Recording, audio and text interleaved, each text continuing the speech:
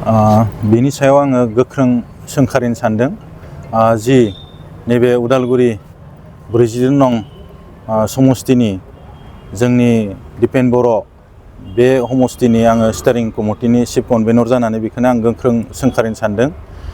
थांनाय मोनानि समाव 1:15 समाव जोङो बेखौ मोनथिनो मोनदों जे निजोमसा बर'नि न'आव थांनानै गाग्लोबदों होननानै जों मोनथिदों। नाथाय बिनि सायाव आं बेखौ बुंगोन, निजोमसा बर'नि बिदाया जोंनि UPPL नि सासे गोख्रों मावथि आरो निजोमसा बर'आ सासे फोरोंगिरि आरो बिथाङा गोलाव सम एबसुआवबो खामानि मावदों, जिल्ला एबसुनिबो जेनेरेल सेक्रेटारि जादों।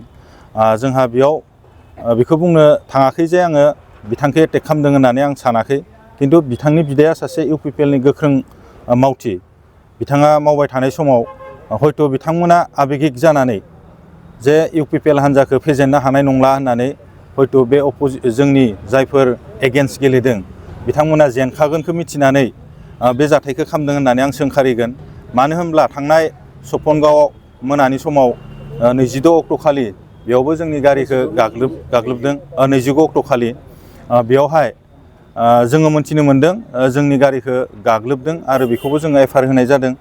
बिनि सायावहाय जोङो बेखौनो खावलायगोन, जोंनि डिस्ट्रिक्ट कमिशनार बा इलेक्शन कमिशनार बिथांमोना जाहाथे बेखौ नोजोर होयो आरो मोनफा मोनफा नायबिजिरनानै बिथांमोनखौ गोख्रोङै नोजोर होनानै बा बिथांमोनखौ हमनानै साजा होनांगौ होननानै जोङो खावलायगोन बा आंनिफ्राय खावलायगोन। बिनि सायावहा प्रखाखना जाहाथे दायित्व लायो, इलेक्शन अबजार्भारफोरा जुदि नोजोर होयोब्ला जोंहा मोजां जागोन। मानो होनब्ला जोङो गणतन्त्र देशआव बयहाबो मोजाङै इलेक्शन फोसावदिं खालामनानै जोङो देरहाहोनायनि खामानिखौ जों मावगासिनो दङ। रायजो राजाफोरा लोब लोब ओंखारदों। बेखौ नुनानै दिपेन बर'खौ फेजेननो हानाय नङा होननानै बिथांमोना जोंखौ गिदों आरो जों सान्दों बे BPF नि बा रिहन दैमारिनि गुन्दा बाहिनियानो बे खामानिखौ मावदों होननानै जोङो मोनथिनो मोन्दों। बिनिखायनो प्रखाखनखौ जोङो खावलायदों बिथांमोनखौ जाहाथे गोख्रैनो हमनानै बा बिथांमोनखौ साजा होनांगौ, आं बेखौ खावलायगोन। थांनाय मोनायाव जालांनाय जाथायनि बेलायाव थांनाय मोनानि जाथायावबो बिथांमोना निस्सय जोंनि जि मेम्बर बस्ति गामि हरसिंगानि, बे हरसिंगानि मेम्बर बस्ति गामिनि उपर्ब बर'खौनो जोङो टारगेट खालामनानै बेनि न'आव एटेक खालामदों होननानै जों बुंनांगोन। मानो होनब्ला बिथांनि न'खराव बे गारिखौ स्कर्पिय' N बे ग्लासखौ बिथांमोना बुख्रेबदों आरो न'आव बियार बथलजों खुबैदों, ग्लासफोराव खुबैदों आरो खाथि खालानि न'आवबो बिथांमोना माजों खुबैदों जों मोनथियाखै, न'फोराव थेङाव खुबैनानै फैदों होननानै जोङो मोनथिदों। बेखौ गोख्रोङै जोङो खावलायगोन प्रखाखनखौ आरो जोङो FIR बो होनाय जागोन आरो बेखौ अलरेडि जोङो दायो हैनाय जागोन। बेखौ जोङो दोलोनिफ्रायबो होगोन आरो बेक्तिजनाबो होगोन। जों नुनो मोनबाय दिनैसिम मोननै जाथाय जानानै थांबाय, नाथाय रैखाथि बिफाना दासिमबो एक्सन लानायखौ जों नुवाखै। बे बेलायाव नोंथाङा मा खावलायगोन?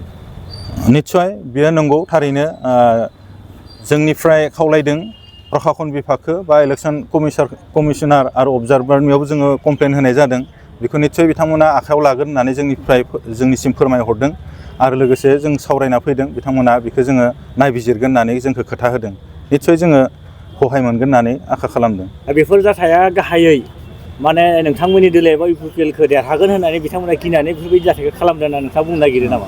निस्सय बियो थारैनो माने नंमारगौ। रायजो राजाफोरा लोब लोब फैदों जोंनि मिटिङाव बा जोंनि केन्डिडेटखौ सहाय खालामनो रायजो राजाफोरानो सहाय खालामदों। बिथांनि इलेक्शन फोसावदिंनायनि खामानि बा जिखुनु जा खामानियावनो बिथांमोना रायजो राजाफोरा बा गामिनि मुखियालफोरा सहाय खालामदों। मिटिं खालामनायाव बिथांमोनानो साहा लोंहो हरदों बा बेबायदिनो इलेक्शन अफिस बानायनायफोरावबो सहाय खालामदों। बेफोरबायदिखौ नुनानै बिथांमोना जलिदों बा जेलेसि जादों, बेखौ जों नुनो मोन्दों। निस्सय बिथांमोना बिनि थाखायनो बेफोरबायदि कान्द'खौ खालामगासिनो दङ। नाथाय जों बेखौ नुनानै जों जे भाइलेन्स खालामफिननांगौ बेखौ जों सानाखै। जोङो इलेक्शनखौ जेरै हायो जोङो मोजाङैनो बारहोगोन होननानै जोङो थांखि लादों आरो जोंनि इयुथ बा जोंनि वुमेन सेल बा जोंनि पार्टिनि लिडारफोरजों जों सावरायनानै कन्ट्रल खालामगासिनो दङ आरो प्रखाखनखौबो जों खावलायदों जाहाथे बेखौ नोजोर होयो होननानै। जायफोरा बे कान्द'खौ खालामबाय थादों बिथांमोनखौ गोख्रैनो साजा होनांगौ बा नायबिजिरनांगौ बा रैखाथि होनांगौ। गासै लामा सामाफोरावबो बिथांमोना नायबिजिरनांगौ बा डिउटि होनांगौ, बेखौ जों खावलायनाय जादों। गोजोन्थों। जोंहा सन्देह दङ आदसा मानि थाखाय जादों होनना नोंथाङा बुङो?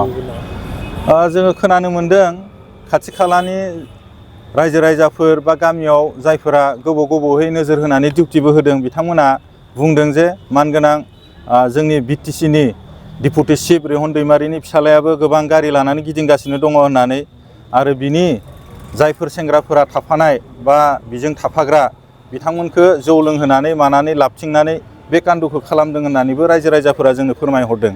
बेबायदिनो जोङो बिथांमोनखौ गिदिंनायखौलाय जोंनि मानसिफोरा नुगासिनो दङ बेखौबो फोरमायनाय जादों। दाखालिबो जोंनि जायफोरा एटेक खालामजादों बेखौनो सासपेक्ट खालामनानै एफआइआर होनाय जादों।